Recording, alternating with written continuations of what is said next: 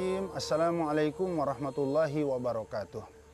Alhamdulillahi wa kafa. Wassalatu wassalamu ala rasulihil mustafa.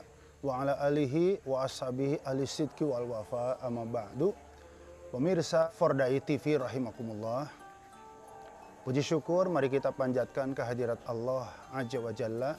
Salawat dan salam semoga tercurah selalu kepada baginda Rasulullah Sallallahu Alaihi Wasallam, kepada keluarga, kerabat, para sahabat, dan kita semua umatnya. Semoga kita istiqomah mengikuti risalah yang dibawanya dinul Islam. Semoga kita istiqomah mengikuti jalan hidupnya yang tidak lain, jalan hidup semua para nabi dan para rasul, berdakwah di jalan Allah sampai akhir hayat. Amin ya rabbal alamin. Pemirsa Fordai TV rahimakumullah, Ramadan adalah syahrut tarbiyah. Apa itu tarbiyah? Arti secara istilah tablighu syai' halan fahalan ila haddil kamal. Menyampaikan sesuatu sedikit demi sedikit, step by step sampai kepada tahap sempurna. Rukun iman ada 6. Ya.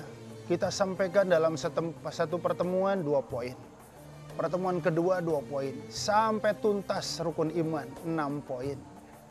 Menyampaikan sesuatu step by step, sedikit demi sedikit, sampai kepada tingkat kesempurnaan.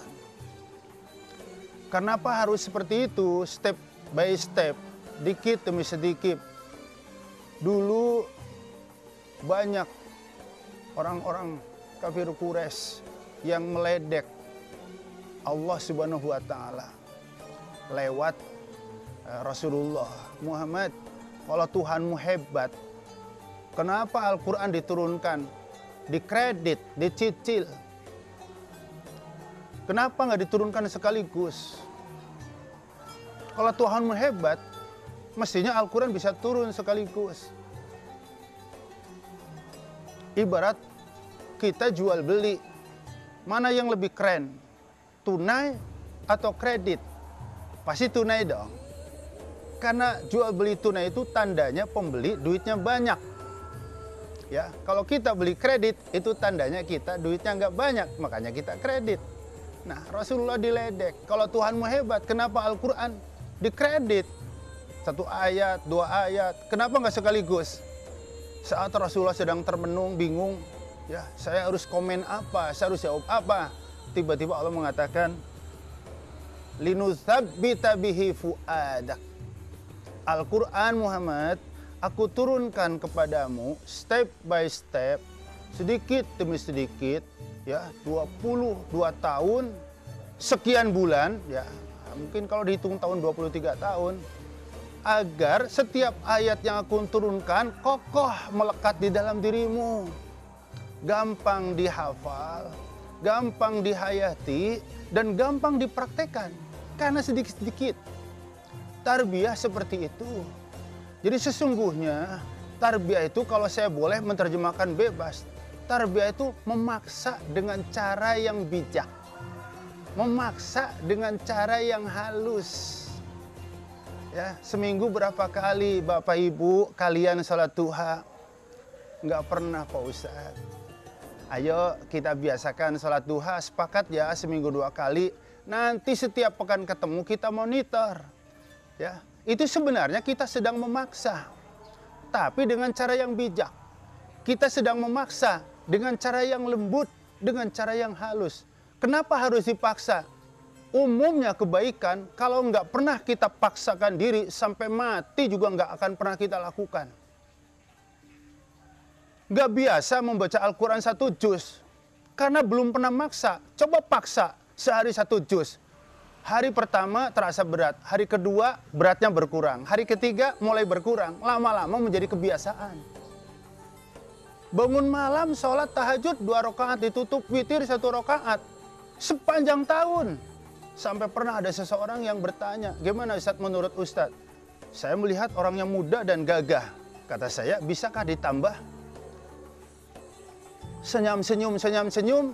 Lalu beliau mengatakan, saya sih memahaminya Ya sedikit, yang penting continue Pak Ustadz. Ada benarnya juga, karena Rasulullah mengatakan sebaik-baik amal adalah yang paling continue walaupun sedikit. Lalu saya katakan, maukah Anda Allah menambah nikmat kepadamu? Ya tentu saja mau. Ya kalau begitu kenapa kita nggak mencoba memaksa untuk meningkatkan ketaatan kita kepada Allah, kepatuhan kita kepada Allah. Kalau kita tidak pernah mencoba memaksa untuk menambah rakaat tahajud, ya sampai hari kiamat juga segitu.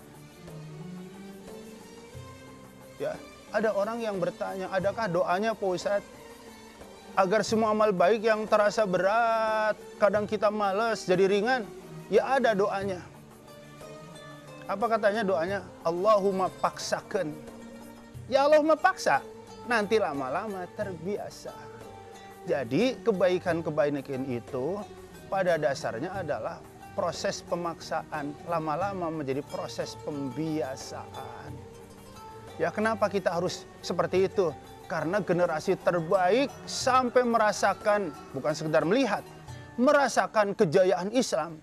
Ternyata Rasulullah menempa mereka dengan proses pembinaan yang intens, proses tarbiyah yang intens. Ya sehingga lahirlah khairul qurun, generasi terbaik.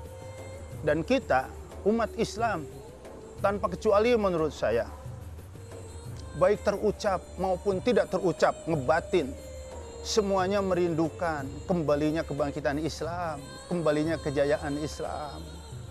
Kita ingin menyaksikan, melihat kembali, merasakan kembali kebangkitan Islam. Imam Malik rahimahullah mengatakan, lan yuslih akhir hadhil ummah illa bima aslaha bihi awwaluha. Sekali-kali umat akhir zaman tak akan pernah melihat, tak akan pernah menyaksikan dan merasakan kejayaan Islam kembali, kecuali kalau kita mau menapaki jalan, jejak yang pernah ditapaki oleh generasi terbaik. Dan generasi terbaik salah satu jalannya adalah menempa diri secara intens, secara terus-menerus. Sehingga hal-hal baik yang awalnya begitu berat, setelah dipaksakan, lama-lama menjadi sebuah kebiasaan yang menyenangkan. Dan Ramadan adalah proses yang sangat baik buat kita untuk terus meningkatkan pembinaan diri kita, ya membiasakan sholat berjamaah, membiasakan tilawah sebanyak-banyaknya, membiasakan qiyamul lail, sehingga amal-amal baik di rumah Ramadan akan menjadi kebiasaan kita di 11 bulan berikutnya. Insya Allah kalau kita sudah mampu dan sudah berusaha menapaki jalan orang-orang yang hebat khairul qurun, tinggal menunggu satu hari nanti Allah akan mengembalikan lagi kegemilangan, kebangkitan, kejayaan Islam untuk kita semua. Demikianlah pemirsa Fardai TV rahimakumullah. Semoga bermanfaat. Aku qouli hadza. Assalamualaikum warahmatullahi wabarakatuh.